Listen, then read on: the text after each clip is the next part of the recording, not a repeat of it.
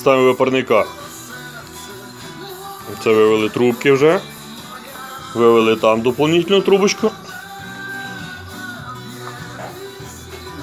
От. Та що ж ти так розмащуєшся? От ми поставили випарник. От, вивели трубку, зробили дві дзюрочки, закрепимо оцей датчик температури. От ставимо випарник, він ще має бути прикручений, все буде крутитися, прикручуватися. А це от виводиться трубки, все, це все спарюється. Теж проведена трубка та спарюється з цією. Це воно потім вихід йде сюди, а вже вихід з нього буде йти. Оця довга трубка буде виложуватися і виводитися туди на компресор. Компресор і морозильна камера. Компресор, морозильна камера і все буде в цьому. Руки мазуті капець. Чорні. Марш сигарет звідси.